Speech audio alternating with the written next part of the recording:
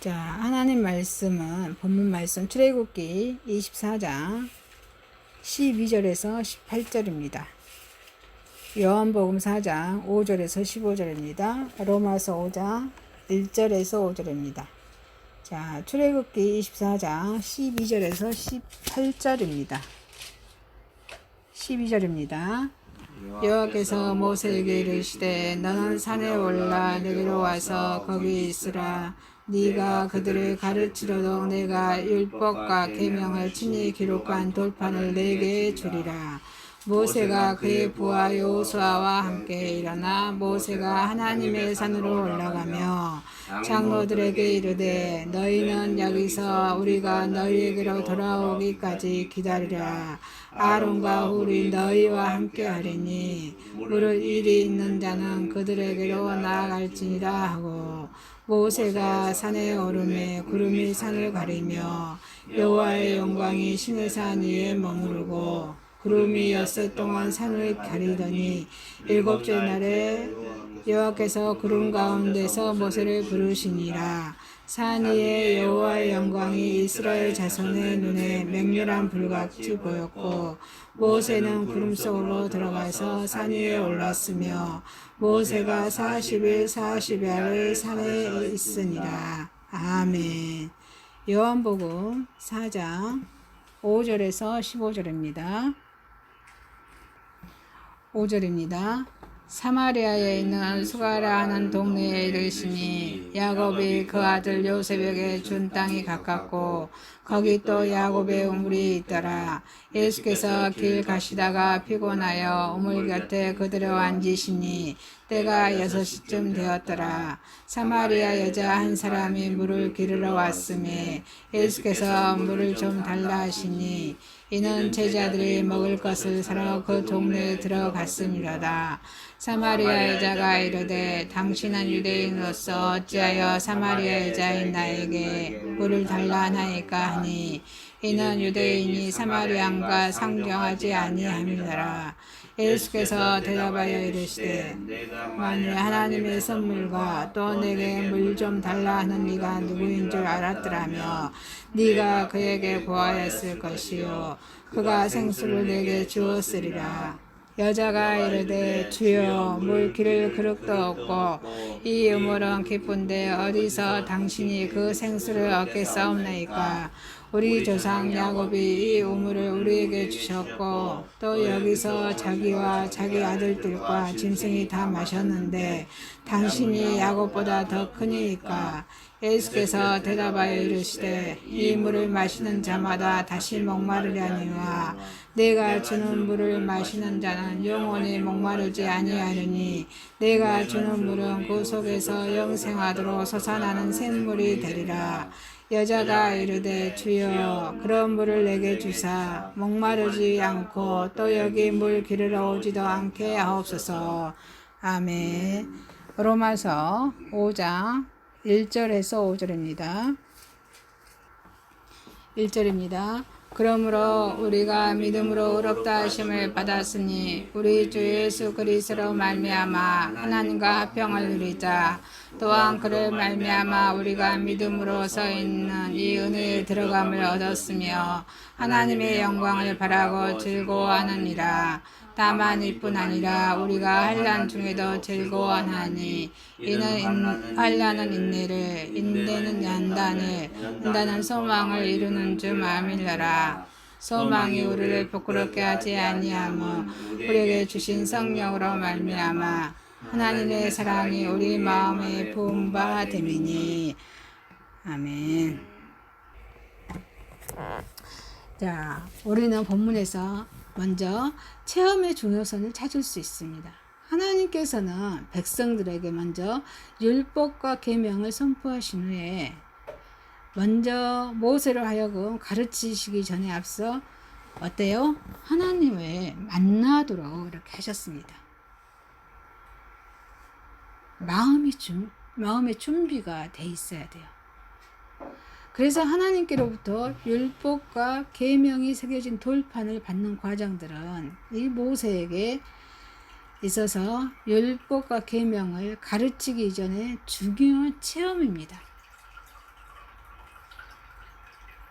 여러분, 이 예배 드리기 전에 여러분들도 준비하고 오셨습니까? 마음의 준비를 하잖아요. 먼저 깨끗이 씻고 의상도 바르게 입고 말씀에 받을 준비도 하고 회개할 거 있으면 회개 기도 드리고 마음의 준비를 하고 오잖아요. 그렇게 했을 때 하나님께서는 말씀으로 또 체험케 하신다는 것입니다. 그래서 모세는 율법과 계명의 돌판을 받기 위해서 산에 있었어요. 이때 모세는 금식과 철야를 통해서 이 극기를 통해서 아주 중요한 체험을 합니다. 여러분, 금식 사순절 기간에 한 끼 금식도 중요합니다. 금식은요 왜 해야 될까요? 자기 욕망을 죽이는 거예요.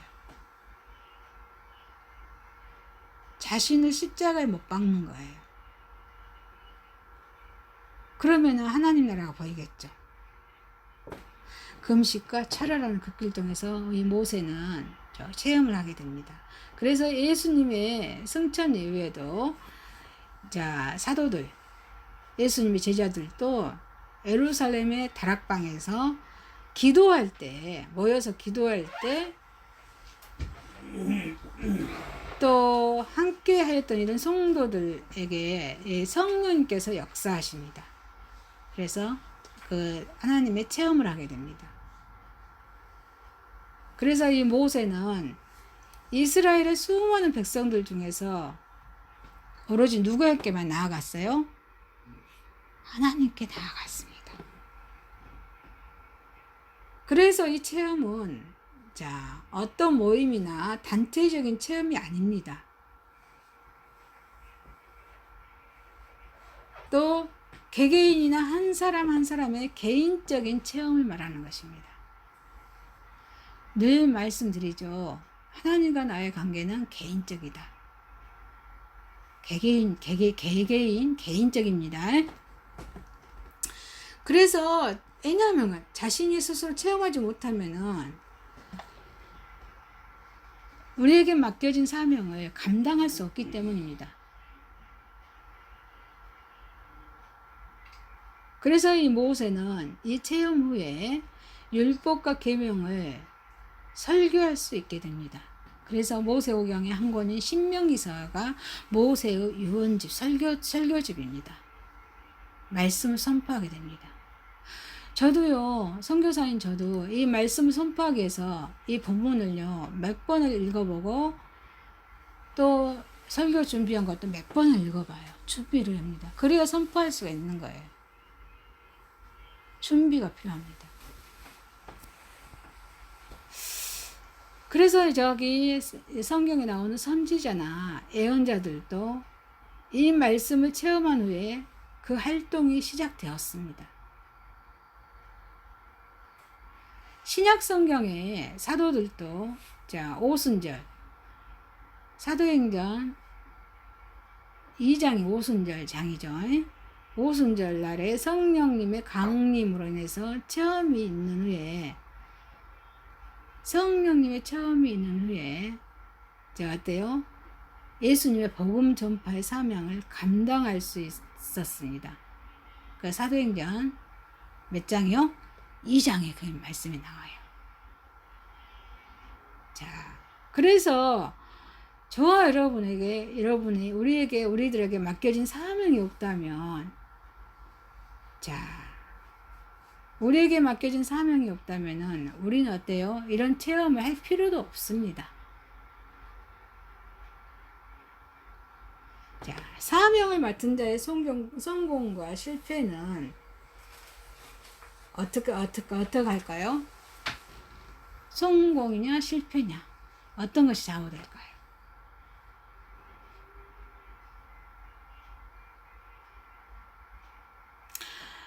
자신이 먼저 하나님께로 부름받아서 가르침을 받는 이 체험에 의해서 좌우된다는 것입니다. 체험에.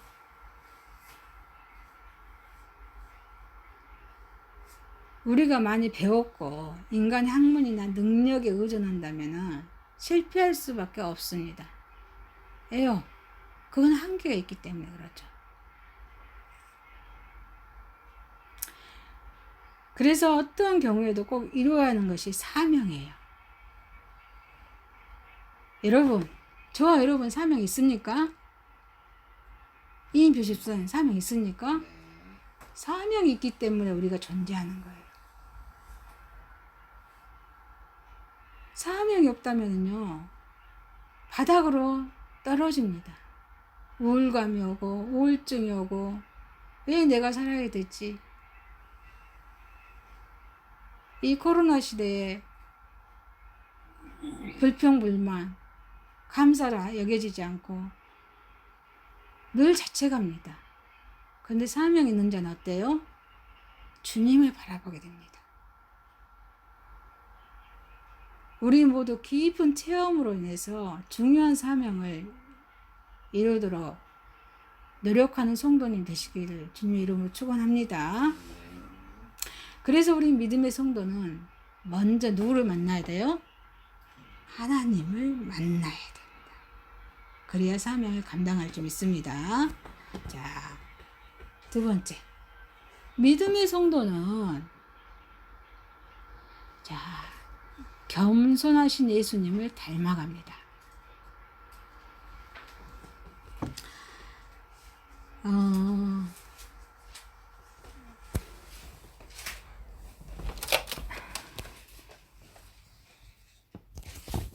여기가 사마리아가 나오죠. 이 지명을 알아야 돼요. 여기가 지중해죠. 갈릴리 호수, 여기가 요단강, 사해 바다, 사해, 여기가 예루살렘이죠. 예루살렘, 여기가 갈릴리, 여기가 갈릴리, 베들레헴, 아니 여기가 예수님 저기 베들레헴 여기가 나사렛, 예? 그리고 사마리아가 여기쯤 있어요. 예? 이 사마리아 지역에 여기가 수가라는 사마리아 지역에 있는 수가라는 지역에 누가 살고 있었다? 사마리아 여인이 있었다. 이 사건이에요. 예? 이 사마리아 여자가 물을 길러 왔습니다. 근데 봤을 때 예수님께서 물을 좀 달라고 하십니다. 자, 예수님은 유대 사람으로 태어나셨잖아요. 예? 유대 사람에서 태어나셨어요. 근데 왜 사마리아에 갔었을까요? 예수님이 사마리아로 갔을까요? 사마리아로 가서 물을 달라고 합니다. 그래서 예수님께서 굉장히 피곤하셨어요. 그래서 우물가에 앉으셨습니다. 그래서 예수님은 평범한 여행자의 모습으로 땀을 흘리시고 있으면서 이곳까지 사마리아 우물가로 갔습니다. 그때 그 시간이 한낮에 불볕에 가서 6시라고 적어져 있어요. 6시. 여러분 그것도 찾아봤습니다. 6시는 우리 12시, 우리나라 시간으로 12시로 말합니다. 이게 이 지역의 시간은 6시를 이중해서 0시로 잡는 거예요. 그러니까 6시가 지금이 12시, 한낮 12시를 말합니다. 굉장히 뜨거운 시간이에요. 이 6시에 예수님께서 어때요? 지치셨어요. 그래서 예수님께서는 그 사마리아 여인에게 명령하실 수 있었으나 어때요? 명령하지 않고 물을 달라고 요구하십니다. 이 겸손의 마음이죠. 그래서 예수님은 한 번도 자신을 위해서는 기적을 사용해 본 적이 없어요. 예수님이 능력이 있으시잖아요. 하나님이시기 때문에. 예? 그래 인간으로 오셔서도 자신을 위해서는 기적을 사용하지 않으십니다. 이 천지 만물을 창조하신 우리 예수님께서 인간의 본성의 연약함에 복종하셨습니다. 이렇게 겸손하셨다는 말이에요. 여기에서 우리는 예수님의 겸손을 발견할 수 있습니다. 자, 우리 예수님은 이때 얼마나 피곤하셨을까요? 이 피곤한 상황에서도 이방인에 불과한 이 여인에게도 이 사마리아 여인에게 친절감을 가지고 대하시는 예수님의 모습을 볼 수가 있습니다. 자, 겸손한 마음을 가질 때 어때요? 상대방을 존중하게 됩니다. 그리고 이웃을 내 몸과 같이 사랑하라고 하신 교훈을 실질적으로 실천하는 생활이 되는 것입니다. 그래서 마태복음 22장 39절에 이렇게 말씀하십니다. 둘째도 그와 같으니 내 이웃을 내 자신과 같이 사랑하라 하셨으니 그랬습니다. 자, 이 사마리아인은 여러분 호세아 시대에 열왕기상 17장에 17장 이렇게 나눠집니다. 북이스라엘 늘 말하잖아요. 북이스라엘 남유다. 북이스라엘의 19명의 왕, 남유다 20명의 왕. 근데 이때 호세아 왕이 19대 왕이 19번째 왕이에요. 이때 BC 722년에 아수르에 때 망해요. 북이스라엘이 아수르라는 나라에 망합니다. 아수르한테 망해서 이때 아수르라는 이방인을 유다 이스라엘 사람 다른 사람이 망하지만 이 아수르의 장군이나 그 부하 직원들이 이 사마리아로 이주합니다. 와가지고 유대 사람들 살았을 거 아니에요. 유대 사람들하고 결혼을 해가지고 혼혈아가 많이 생깁니다. 그래서 이 지역은 어때요? 유대 사람들이 기피를 해요. 지나가지 않고 여기서 이스라엘 지나가려면 사마리아 걸치면 빠르잖아요. 빠른데 걸치지 않고 이렇게 베레아 쪽으로 이렇게 지나다녀요. 요단강 건너가지고 이렇게 멸시를 했습니다. 예? 그런데 여기에 누가 가셨어요? 예수님이 가셨다는 거예요. 그런데 요즘 같으면 문제가 안 되죠. 혼혈 많이 하잖아요. 안 되지만 이 당시에는 굉장히 아주 이게 심했어요.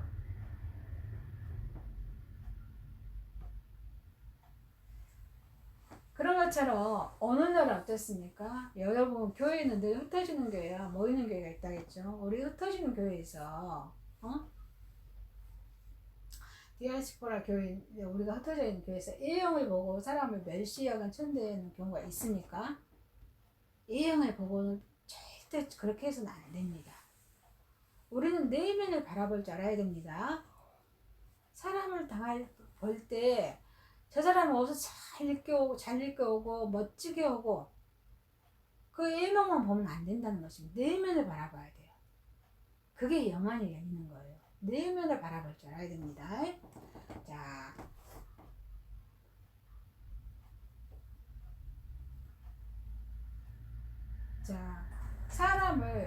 A형을 보고 사람을 멸시하거나 천대하는 경우가 종종 있는데 이런 행위가 유대인들이 어때요? 사마리아인들 대하는 것과 같은 교만함에서 비롯되었음을 알아야 됩니다. 그런데 하나님은 거만한 자를 비웃으시며 겸손한 자를 품에 안으십니다. 그래서 교만은 회망의 선봉이 되나 겸손한 자는 하나님의 은혜를 받습니다. 잠언서 3장 34절의 말씀에 진실로 그는 거만한 자를 비웃으시며 겸손한 자에게 은혜를 베푸시나니 이렇게 말씀하십니다. 물을 달라고 요구하는 예수님께 대하여 이 사마리아 여인은 어떻게 대답을 해요? 예수님께 당신은 유대인으로서 어찌하여 사마리아 여자인 나에게 물을 달라고 하시나이까? 그래요. 이 사마리아 여인도 알고 있었어요. 유대인들은 우리를 멸시한다는 걸 알고 있었죠. 이렇게 물음으로써 사마리아인은 유대인에 대한 편협한 생각을 단면적으로 보여줍니다. 한쪽으로 치우쳐서 너그럽지 못한 마음에 사마리아인이 이렇게 생각하고 있었습니다. 여러분, 우리 자기의 신분이 낮다고 해서 또 자기 형편이 어려움에 처해 있다고 해서 자기 방어적인 편협심을 가져서는 안 될 것입니다. 편협심에 대한 편협심은 대인관계에 있어서 고립감을 가져올 뿐입니다. 한쪽으로 치우쳐서 너그럽지 못한 마음, 이런 것들은 고립감에 들어갈 수밖에 없어요. 그래서 물을 달라 하는 네가 누구인 줄 알았더라면 내가 그에게 고하였을 것이요. 사마리아 여인이 예수에 대해서 누구인지 알았더라면은 아마 이 사마리아 여인은 이 예수님께 구했을 것입니다. 이 말이에요. 그래서 이 사마리아 여인은 예수님을 한 유대인으로서 어떻게 말하여? 그냥 초라하고 피곤해지지 여행자로서만 알았다는 것입니다. 그러나 이때 예수님께서는 이 사마리아 여인이 외모 이상의 더 중요한 것을 알기로 원하셨습니다. 그래서 예수님께서는 세상의 모든 사람이 어때요? 예수님은 구원을 안성하러 오셨잖아요. 그래서 예수님 구원주시다, 구세주다 이렇게 인식하기를 원했고, 또 예수님을 신뢰하고 믿기를 원하셨던 것입니다. 우리는 예수님을 나의 구주로 인정하십니까? 예수님을 의지하십니까? 마태복음 16장 16절에 시몬 베드로의 고백이 있습니다. 주는 그리스도시요 살아계신 하나님의 아들이십니다 라고 고백합니다.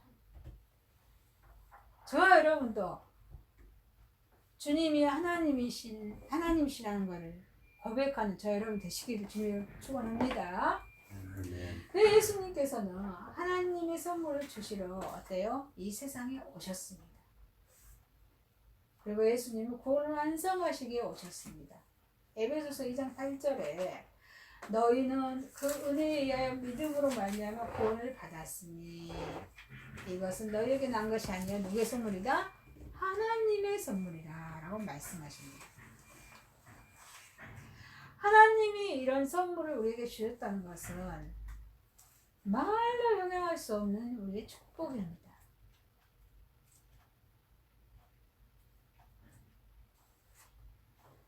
그래서 예수님께서 이 사마리아 여인에게 물을 요구하고 있으나 사실은요, 모든 인생은 예수님께 구원을 간구해야 합니다.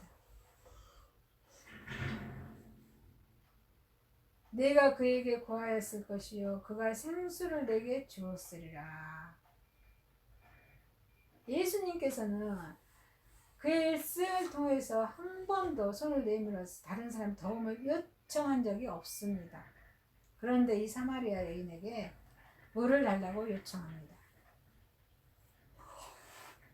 이것은 예수님이 갈증을 해결하고자 하는 것보다도 어때요? 이 여인에게 영원히 목마르지 않는 생수를 주고자 하는 마음에서 이게 요구하신 것입니다. 그래서 세상의 많은 사람들은요, 물질의 물, 또 향락의 물, 이런 것을 마십니다.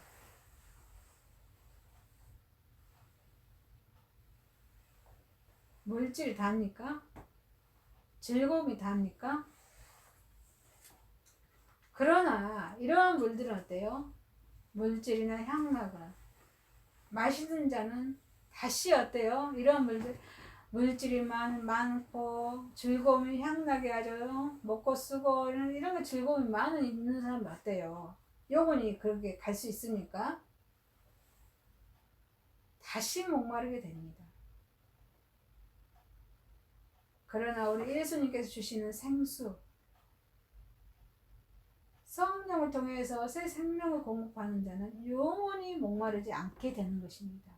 그래서 요한복음 4장 13절 14절 말씀에 예수님께서 대답하여 이르시되 이 물을 마시는 자마다 다시 목마르려니와 내가 주는 물을 마시는 자는 영원히 목마르지 아니하리니 내가 주는 물은 그 속에서 영생하도록 솟아나는 샘물이 되리라.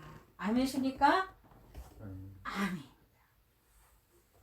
세상의 물을 마시는 자는 자신의 해갈도 면치 못합니다. 그러나 생수로 공급하는 인생은 영혼의 해갈까지 해결받는 자가 될 것입니다. 그래서 요한복음 7장 38절에 나를 믿는 자는 성경의 이름과 같이 그 배에서 생수의 강이 흘러나오리라 하시니 아멘이십니까? 말씀입니다. 말씀. 이 생수가 말씀이죠.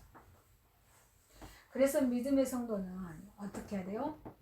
겸손하신 예수님을 닮아서 예수님의 향기를 드러내는 저 여러분 되실 주님으로 축원합니다. 아멘. 자, 세 번째입니다. 믿음의 성도는 환난에 담대합니다.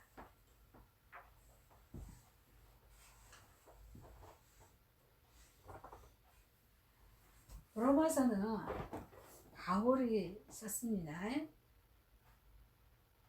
1, 2, 3장은 죄에 대해서, 4, 5장은 믿음에 대해서, 6, 7, 8장은 성화에 대해서, 9, 10, 11장 축복에 대해서, 12장에서 16장까지는 교회 생활편이에요. 생활편. 어떻게 생활할 것인가. 자, 바울은 우리가 하나님 나라에 들어가려면 많은 환난을 겪어야 한다고 말합니다.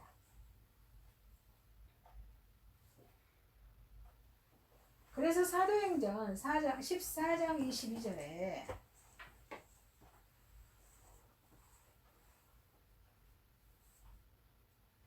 제자들의 마음을 굳게 하여 이 믿음을 머물게 있으라. 권하고 또 우리가 하나님의 나라에 들어가려면 많은 환난을 겪어야 할 것이다 하고 이렇게 말씀하고 있습니다. 14장은 전도, 1차 전도에서 돌아옵니다. 14장. 그래서 이렇게 말씀하죠. 많은 환난을 겪어야 한다고 말씀하고 있습니다. 그것은 자, 환난이 감정이나 신비한 체험에서 비롯된 뿌리 없는 믿음과 참된 믿음을 구분해 주기 때문입니다. 여러분, 우리 감정대로 이 감정이나 신비한 체험, 이것이 환난입니다. 감정대로 우리 신앙생활 하면은 무너질까요? 무너지지 않을까요? 무너집니다. 신비한 체험 이런 것이 있으면 어떨까요? 무너져요? 무너지잖아요? 무너져요. 이게 환난이에요. 환난. 근데 어리석은 우리 하나님의 자녀들은 어떻게 해요? 어리석은 자들은요, 감정에 따라 신앙생활 하는 사람이 너무 많아요. 신비한 체험 이걸 따라 신앙생활 하는 사람 많아요. 이걸 따라 다니죠. 이단들은 신비한 체험들을 많이 보여줍니다.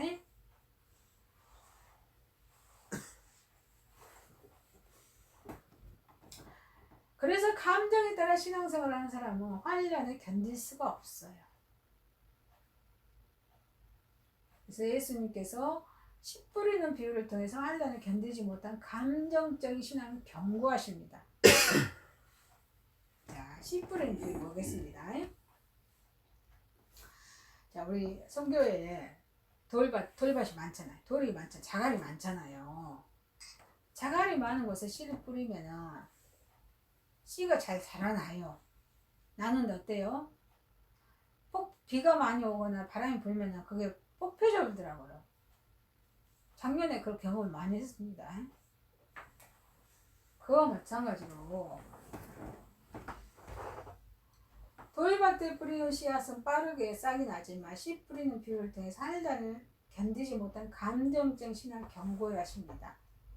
감정적인 신앙을 경고하신다는 것입니다. 그래서 돌밭에 뿌리는 씨앗은 빠르게 싹이 나지만 뿌리가 없기 때문에 끝까지 견뎌내지 못합니다.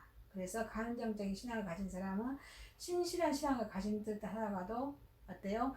어려움이나 환난이나 핍박이 일어날 때면은 넘어진다, 안 넘어진다? 넘어진다 이 말씀입니다. 그래서 마태복음 13장에 천국 비유장이잖아요. 13장 10뿌린 비유 13장 21절에 그 속에 뿌리가 없어 잠시 견디다가 말씀으로 말미암아 환난이나 박해가 일어날 때는 곧 넘어지는 자요. 이렇게 말씀하고 있습니다. 그래서 환난은 역경과 압박과 공경 등을 의미합니다. 신명기 4장 30절에 이 모든 일이 너에게 임하여 환난을 당하다가 끝날에 내가 내 하나님 여호와께로 돌아와서 그의 말씀을 청정하니. 어때요? 말씀 청정했다 했죠? 자, 그리고 사무엘상 10장 19절에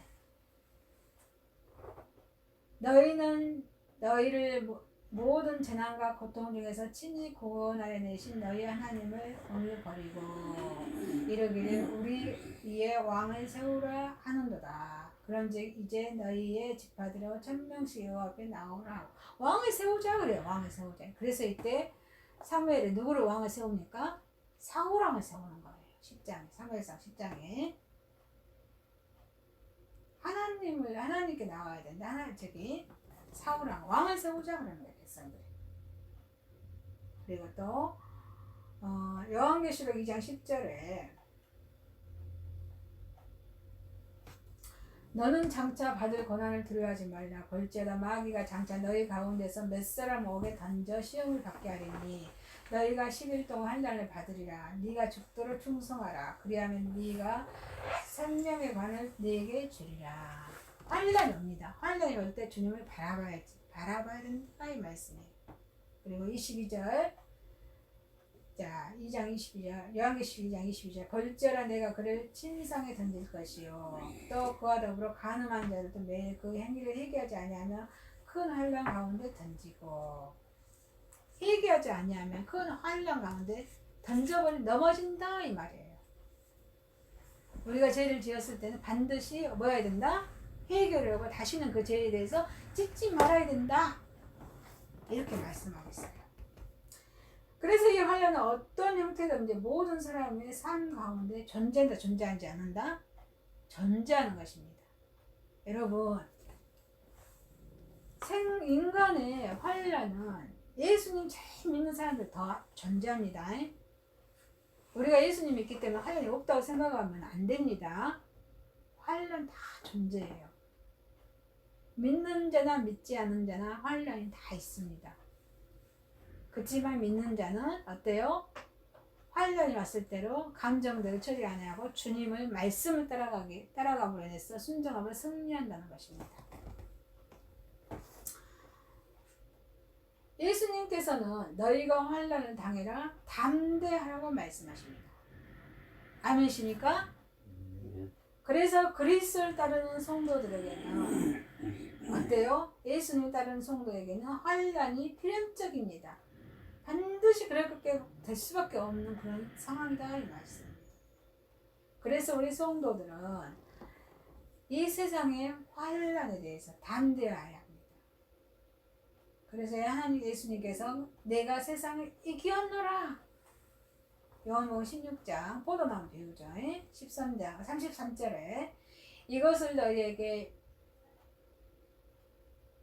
성령의 약속이 성령의 약속 보여서 성령의 약속인데 16장 33절에 이것을 너희에게 이루는 것은 너희로 내 안에서 평안을 누리게 하려 함이라. 세상에서는 너희가 환난을 당하나 담대하라. 내가 세상을 이겼노라. 이렇게라고 말씀하십니다.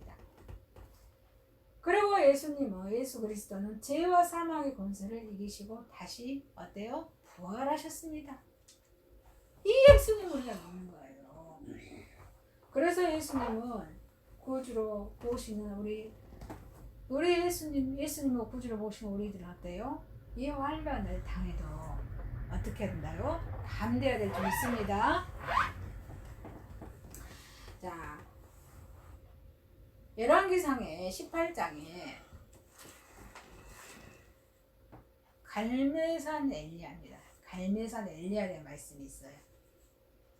자, 엘리야는 선지자죠. 엘리야는 사람의 육신을 가지고 하늘나라로 갑니다. 이 엘리야가 거짓 선지자, 바알 선지자, 아세라 선지자 850명. 그러니까 바알 선지자 450명, 또 아세라 선지자 400명. 아마 몇 명이에요? 850명 선지자, 거짓 선지자. 이 바알과 아세라 신을 섬기는 사람들 뭐예요? 풍요를 요구하는 신들입니다. 풍요.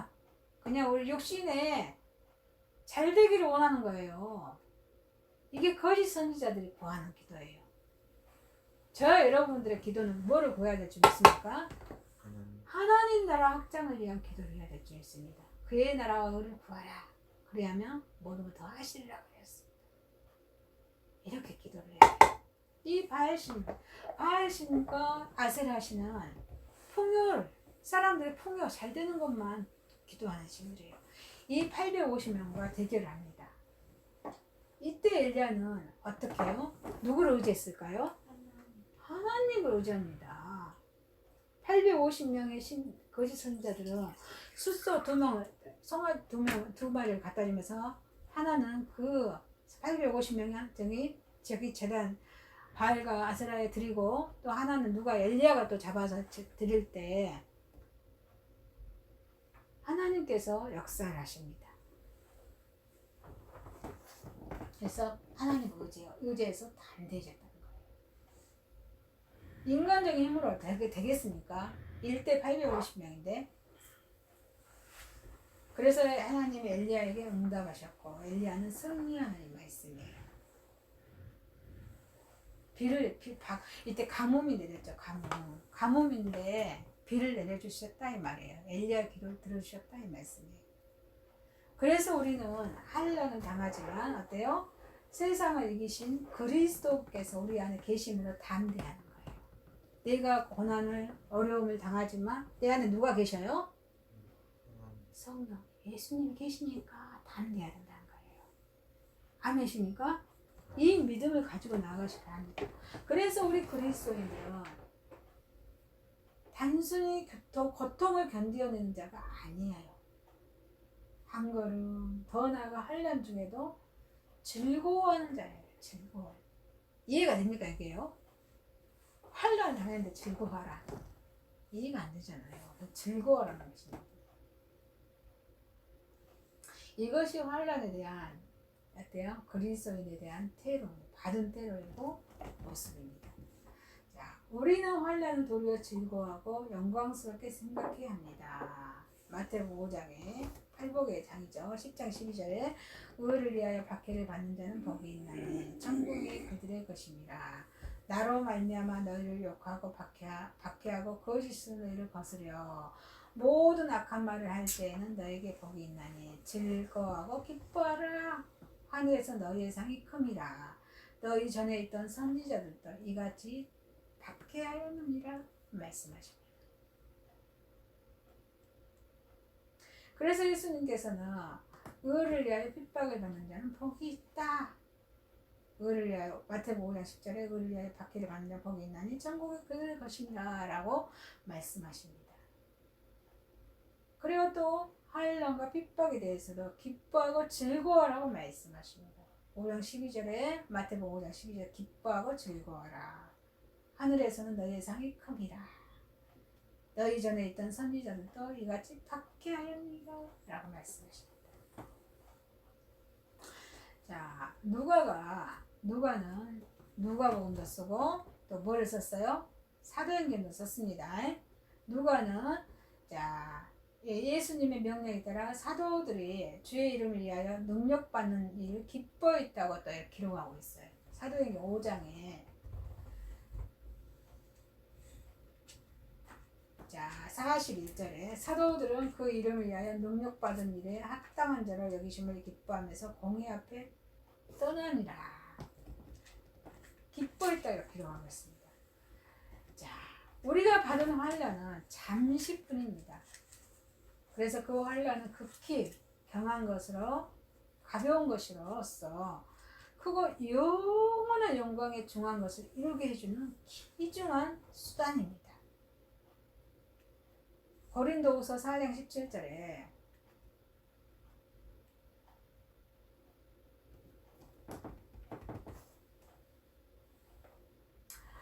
우리가 잠시 받는 환난에 우리가 잠시 받는 환란에 경한 것이 지극히 크고 영원한 영광에 중한 것을 우리에게 이루하니라고 말씀하십니다. 우리가 환란에 기뻐하고 즐거워할 이유가 그래서 여기에 있다는 것입니다. 이 환란은 거짓 믿음의 소유자들은 그리스도에게로 이끌지 않습니다. 어때요? 이러한 자들은요, 그리스도를 예수님을 더 멀리 떠나게 됩니다. 왜냐하면, 왜 그럴까요? 왜냐하면 거짓 믿음의 소유자들은 그리스도로 예수님으로 인해서 고난당하는 것을 어때요? 용납하지 않기 때문입니다. 그래서 우리 예수님 그리스도를 위한 고난 환난의 고통을 참고 인내할 줄을 모릅니다. 그러나 참 그리스도인은 어떨까요? 이 환난을 당했을 때 예수님께 좀 더 가까이 갈 수 있는 촉진제로 삼습니다. 저도 그렇죠. 저도 고난이 오면은요, 예수님께 더 가까이 가죠. 찬양을 하고 예배를 드리고 하나님께서 은혜를 주셔요. 은혜. 마음의 평안함을 주셔요.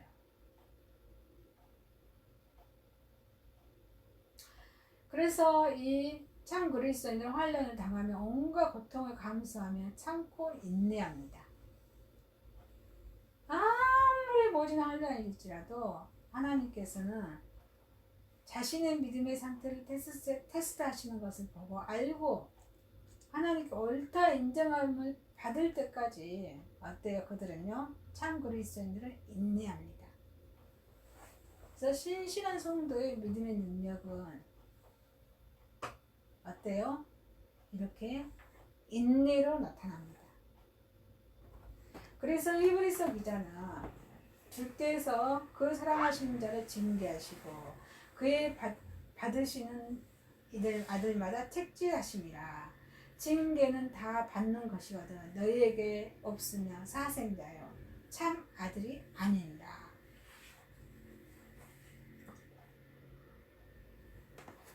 우리 자녀들도 키우다 보면 잘못하면 책임질하죠. 매들죠. 그런 것처럼 하나님께서 우리가 잘못했을 때는 징계하신다 이 말이에요. 징계가 없으면 사생자 그냥 내버려 둬버린다 이 말이에요. 그래서 히브리서 12장 6절에서 8절 읽습니다. 제가요. 주께서 그 사랑하시는 자를 징계하시고 그가 받아들이신 아들마다 책찍질하심이라 하였으니 너희가 참으면